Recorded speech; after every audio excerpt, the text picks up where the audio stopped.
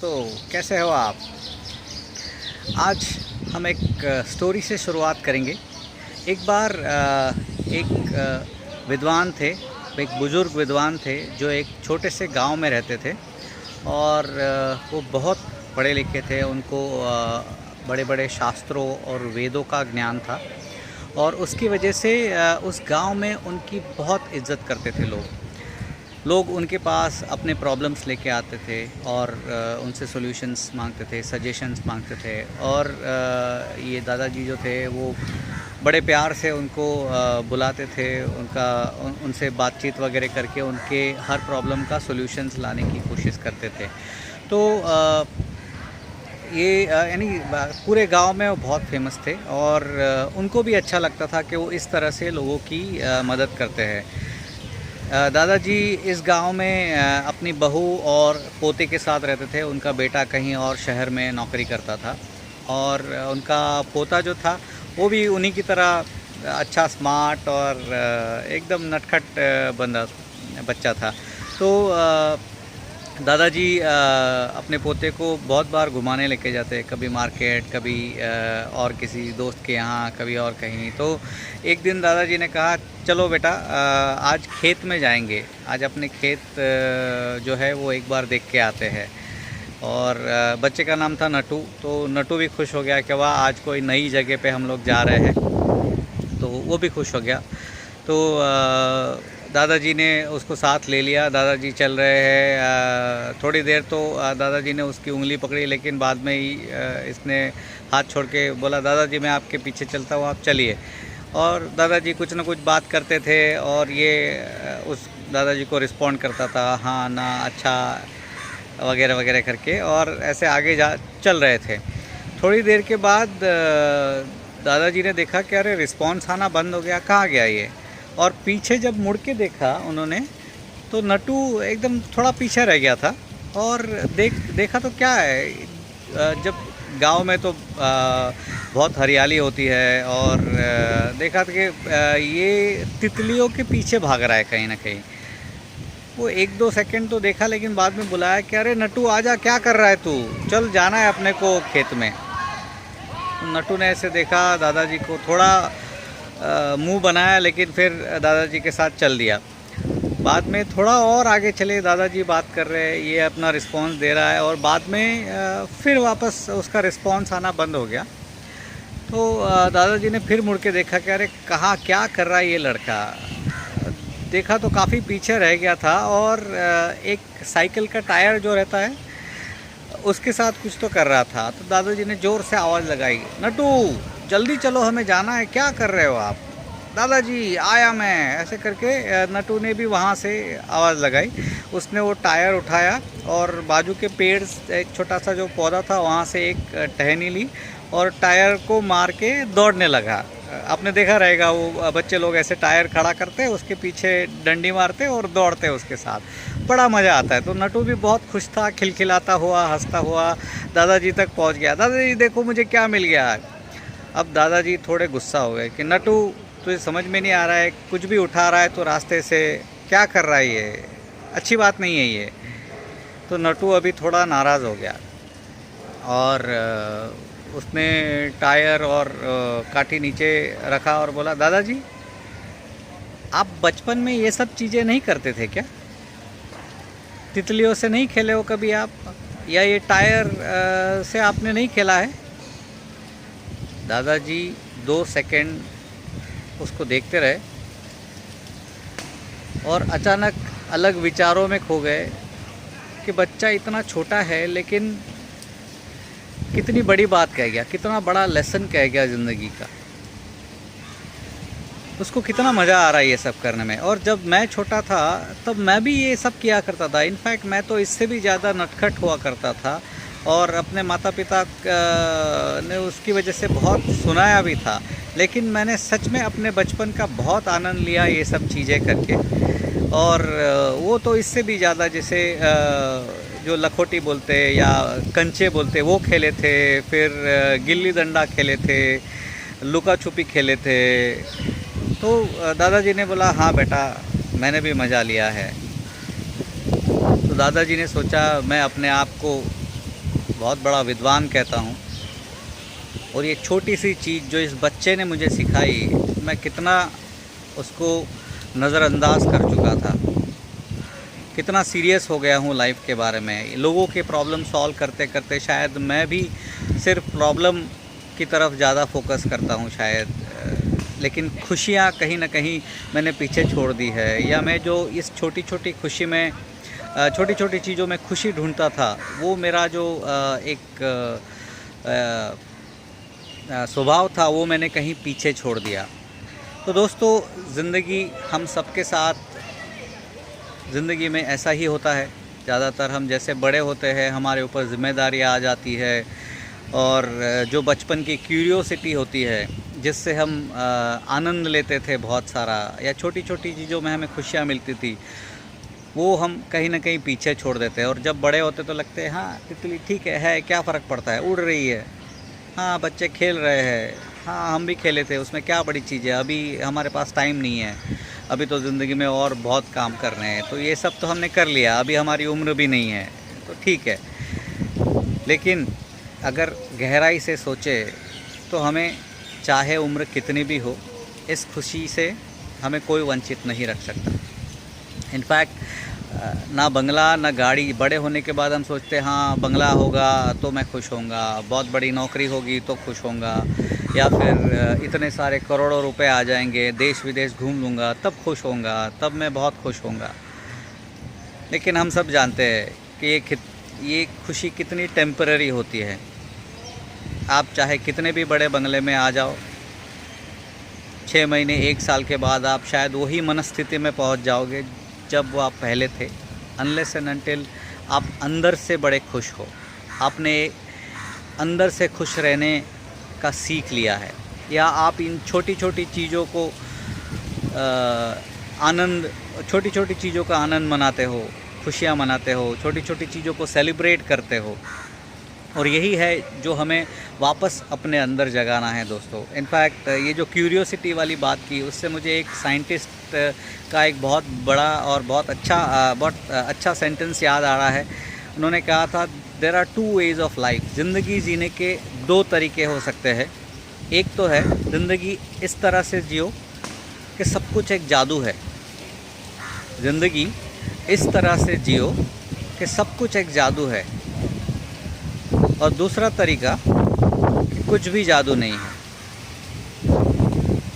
कुछ भी जादू नहीं है।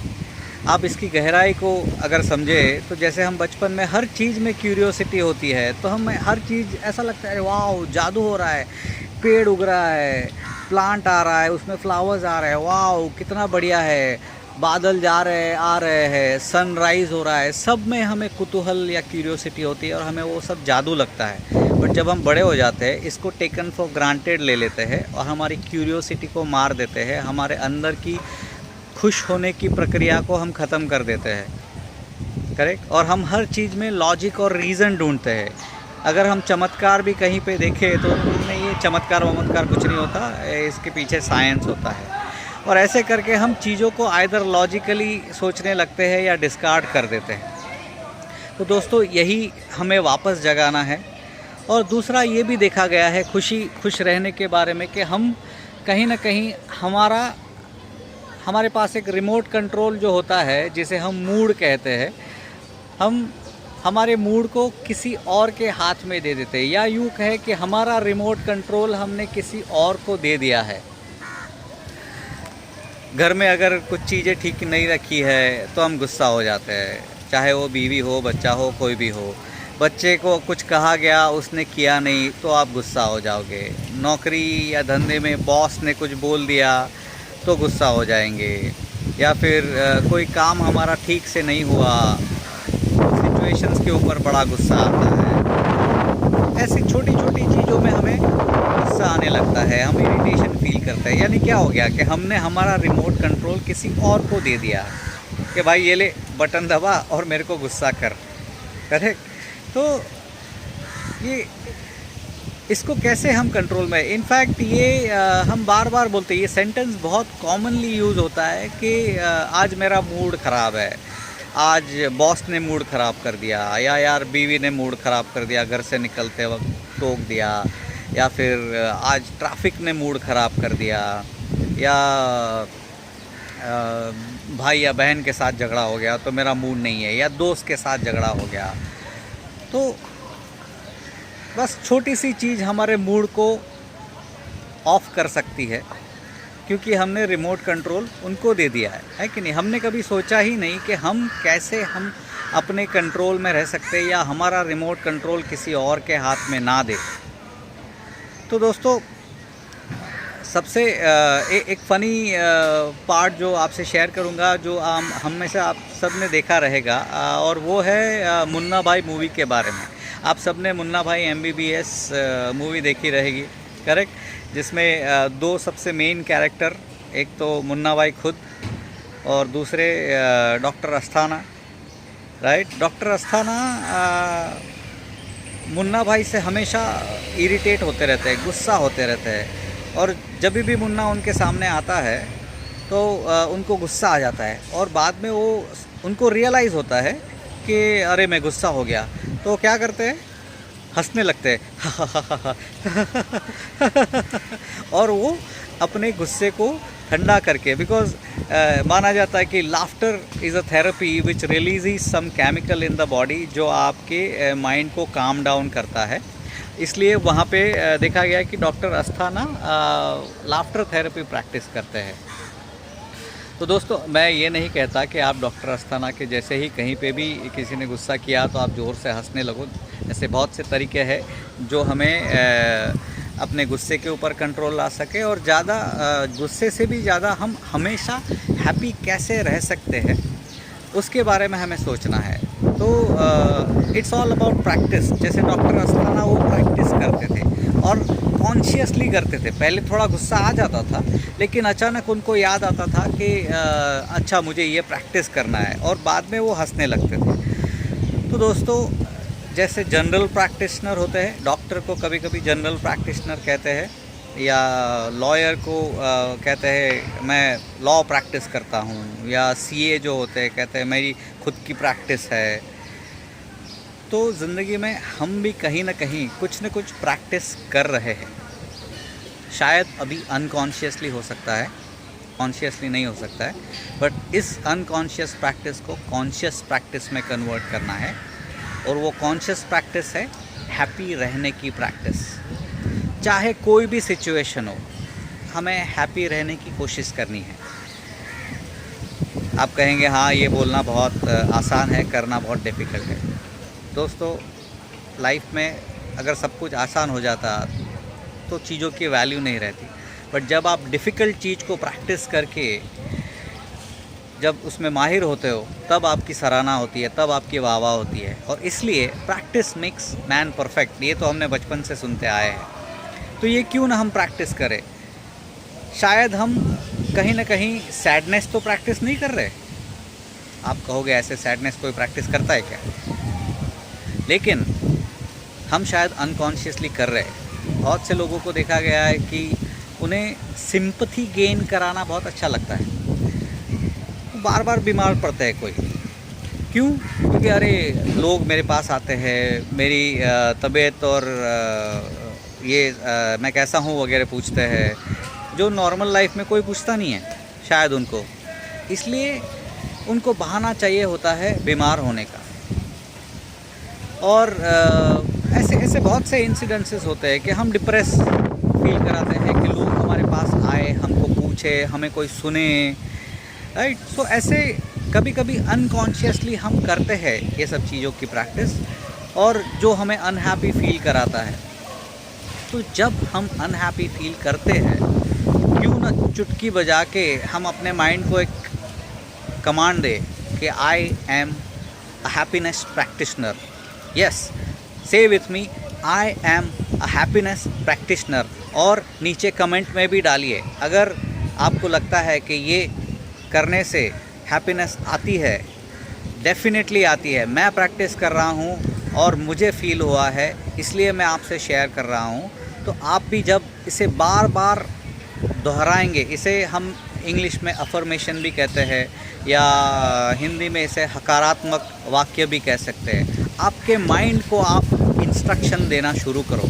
आप जिस तरह के इंस्ट्रक्शन दोगे वैसे आपका माइंड तैयार होते जाएगा और ये प्रैक्टिस से आएगा। करेक्ट। सो आपको बार बार बोलना है आई am a happiness practitioner, I am a happiness practitioner. जब आप हैप्पीनेस वर्ड बोलोगे तो डेफिनेटली आपके माइंड में हैप्पी मेमोरीज़ आना शुरू होगी। करेक्ट। आप जो हुआ है उससे थोड़ा हट के आपका स्टेट ऑफ माइंड चेंज होगा और आप चाहे तो पर्पसली ऐसी हैप्पी मेमोरीज़ को याद करने की कोशिश कीजिए। आप कहीं घूमने गए थे तब कितनी मज़ा की थी, आपने कोई पार्टी मनाई तब कितनी मज़ा की थी, आप कुछ खेल रहे थे दोस्तों के साथ तब कितनी मज़ा की थी। ऐसी हैप्पी मेमोरीज़ को कॉन्शियसली लेके आने की कोशिश करिए और अपने आप को बार बार बोलिए आई am a happiness practitioner, I am a happiness practitioner. और फिर देखिए दोस्तों जादू, डेफिनेटली आप इसमें माहिर होंगे अगर आप इसे रेगुलर प्रैक्टिस करेंगे और आपका रिमोट कंट्रोल अपने पास रहेगा। ना कोई सिचुएशन, ना कोई व्यक्ति आपको कभी भी डिस्टर्ब नहीं कर पाएगा, because you are saying I am a happiness practitioner, nothing can disturb my, I am a happiness practitioner. Right दोस्तों, इस छोटी सी प्रैक्टिस को ज़रूर फॉलो कीजिए और अगर अच्छा लगे तो इसे दूसरों से शेयर कीजिए। आपके कमेंट्स का मुझे इंतज़ार रहेगा। पेशेंटली सुनने के लिए बहुत बहुत धन्यवाद। Thank you very much.